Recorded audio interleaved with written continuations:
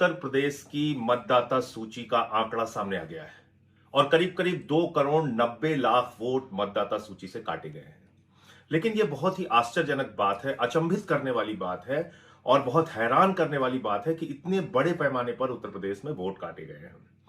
राज्य निर्वाचन आयोग यानी कि जो ग्रामीण क्षेत्रों में चुनाव कराता है, बीडीसी के, जिला पंचायत सदस्य के और ग्राम प्रधानों के चुनाव जो कराता है, उसने एक सूची तैयार की जिसमें कहा कि उत्तर प्रदेश में 12 करोड़ 70 लाख वोट है। ध्यान से सुनिएगा, वो लिस्ट इसी साल में तैयार हुई है, दिसंबर के महीने में जारी हुई है और उस लिस्ट में राज्य निर्वाचन आयोग ने यानी कि जो ग्रामीण चुनाव कराए जाते हैं जिला पंचायत प्रधान और बीडीसी के, उसमें राज्य निर्वाचन आयोग ने कहा कि उत्तर प्रदेश में ग्रामीण क्षेत्रों के मतदाताओं की संख्या है 12 करोड़ 70 लाख। अब एसआईआर कराया गया प्रधानमंत्री नरेंद्र मोदी जी के निर्देश पर। चुनाव आयोग के जो मुखिया हैं ज्ञानेश कुमार, जिनको मैं ज्ञानेश कुमार कहता हूं, उनके नेतृत्व में, उनकी अगुवाई में, और वो जो एसआईआर कराया गया पूरे उत्तर प्रदेश में, उसमें शहरी और ग्रामीण दोनों मतदाताओं का गहन पुनरीक्षण यानी कि एसआईआर कराया गया। और उसके बाद आज जो सूची जारी की गई है उसमें कहा गया है कि पूरे उत्तर प्रदेश में 12 करोड़ 55 लाख वोट हैं। समझ सकते हैं कितना बड़ा मजाक हो रहा है उत्तर प्रदेश के साथ। दिसंबर में ही राज्य निर्वाचन आयोग ने ग्रामीण मतदाताओं की सूची जारी की, उसमें कहा 12 करोड़ 70 लाख वोट हैं। और 6 जनवरी को ग्रामीण और शहरी दोनों मतदाताओं की सूची एसआईआर के बाद जारी कराई मोदी जी के भक्त ज्ञानेश कुमार जी ने और योगी जी ने जो मिलकर एसआईआर चलवाया था। उसमें अब वो कह रहे हैं कि 12 करोड़ 55 लाख वोट हैं। करीब करीब 4 करोड़ शहरी मतदाता कहां चले गए, कैसे उनके नाम जोड़े जाएंगे? जो कैटेगरी बनाई गई है उसमें कहा गया है कि 25 लाख वोट ऐसे हैं जिनके 2 जगह पे नाम है।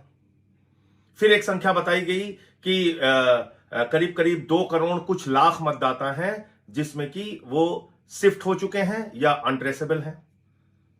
फिर कुछ लाख संख्या बताई गई, लगभग 45-46 लाख संख्या बताई गई कि वो उनकी मृत्यु हो चुकी है।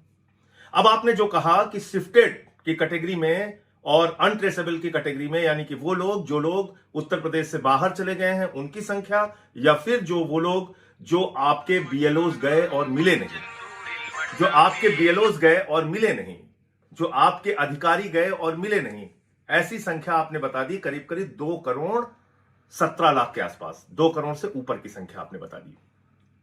तो मुझे बड़ी हैरानी है कि आप इस चीज को कैसे तय कर रहे हैं। करीब 84 लाख मतदाता आपने बता दिया कि आपको मिले ही नहीं उत्तर प्रदेश में। आपके लोग घर घर गए और वो अनट्रेसेबल हैं। जानते हैं ये क्या हुआ है? बीएलओस को, अधिकारियों को दबाव बनाया गया और कहा गया भारी संख्या में कि इन लोगों के वोट काट दो। अब आप जानते हैं किसको टारगेट किया गया होगा? यादव को, मुसलमान को, पिछड़ा को, दलित को, कि भाई इनके वोट काट दो। घर पे बैठे उन्होंने वोट काट दिया और लिख के दे दिया अनट्रेसेबल, यानी कि हम गए और ये मिले ही नहीं। दूसरा क्या किया? बोला शिफ्टेड की कैटेगरी में दिखा दो, उसमें भी उन्हीं वर्ग के मतदाताओं को। और क्या किया कि भाई इनका लड़का वहां चला गया, इनके पिताजी वहां चले गए, ऐसे ऐसे करके 1 करोड़ 25 लाख के आसपास वो मतदाता आपने दिखा दिया। तो मुझे समझ में ये नहीं आ रहा है कि जो लड़का उत्तर प्रदेश का, या जो बुजुर्ग, या जो नौजवान, या जो माताएं बहनें उत्तर प्रदेश छोड़ के काम के सिलसिले में, या जो हमारी बेटियां काम करने के सिलसिले में बेंगलोर या चेन्नई या मुंबई या सूरत या अहमदाबाद या कोलकाता या दुनिया के अलग अलग हिस्सों में या देश के बड़े बड़े शहरों में चली गई, तो क्या आपने यह जानने की कोशिश की कि जो हिंदुस्तान के अलग अलग हिस्सों में गए लोग वो वहां के मतदाता है या नहीं है? अगर मान लीजिए कोई उत्तर प्रदेश का आदमी मुंबई चला गया और मुंबई में भी वो मतदाता नहीं बना और उत्तर प्रदेश में आपने नाम काट दिया, तो उसके मताधिकार का क्या होगा? लोकतंत्र में उसके सबसे बड़ी ताकत का क्या होगा? वो मतदाता कैसे रह पाएगा? अगर वो मतदाता मुंबई का भी नहीं है, सूरत का भी नहीं है, अहमदाबाद का भी नहीं है, चेन्नई का भी नहीं है, या जहां वो शिफ्ट किया है आपके हिसाब से वहां का वो मतदाता नहीं है, तो क्या उसको उत्तर प्रदेश में वोट देने का अधिकार नहीं है? आपने ये जानने की कोशिश की और अभी आपने एक तुगलकी फरमान जारी कर दिया कि 1 महीने में सारे लोग अपना वोट बनवा लीजिए। 3-4 करोड़ लोग, और जितने कागजात आपने शर्तों में लगाए हैं, 12 कागजात 13 कागजात, वो कागजात 1 महीने में कहां से बनवा लेंगे?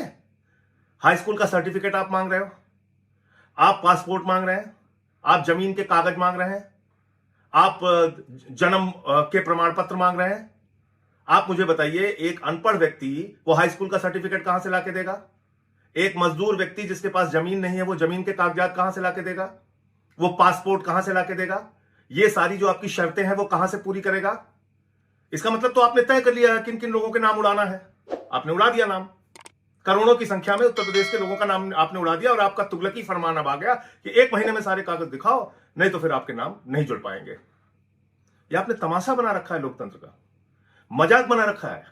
एक एसआईआर जिसको करने का संवैधानिक अधिकार ही चुनाव आयोग और ज्ञानेश कुमार जी को नहीं है, वो एसआईआर एक तो आप जबरदस्ती पूरे देश में करा रहे हैं और दूसरी तरफ आप लोगों के नाम उड़ाए जा रहे हैं, काटे जा रहे हैं, बीएलओ पे दबाव बनाए जा रहे हैं, उनकी मौत हो रही है, कुछ भी हो रहा है। और उसी उत्तर प्रदेश के सरकारी कर्मचारी जो योगी आदित्यनाथ जी के अंडर में आते हैं, उनके अधीन आते हैं, उन्होंने राज्य निर्वाचन आयोग की ग्रामीण मतदाताओं की सूची तैयार की और उन्हीं उत्तर प्रदेश के सरकारी कर्मचारियों ने एसआईआर की सूची तैयार की। तो दोनों में इतना बड़ा अंतर कैसे हो गया? कौन इसके लिए जवाबदेह है? कोई बोलेगा, कोई कुछ कहेगा? संसद में जाओ, वहां सुनवाई नहीं होती। सुप्रीम कोर्ट में जाओ, वहां तारीख पे तारीख पड़ती है। चुनाव आयोग है वो एक तरफा मनमानी कार्रवाई कर रहा है। तो मैं उत्तर प्रदेश में करीब करीब अभी तक हम लोगों के 6000 के आसपास बीएलएस बने हैं और संख्या में हम बीएलएस उत्तर प्रदेश में बनाने जा रहे हैं। मैं अपने सभी साथियों से कहना चाहता हूं कि ज्यादा से ज्यादा संख्या में उन लोगों के नाम खोजिए और पता कीजिए जिनके नाम जबरदस्ती काटे गए हैं, और उनको हम मीडिया के सामने लेके आएंगे, उनको हम सोशल मीडिया के सामने लाएंगे, उनको हम जनता के सामने, उत्तर प्रदेश के लोगों के सामने लाएंगे कि कितने भारी पैमाने पर, बड़े पैमाने पर लोगों के नाम काटे गए हैं।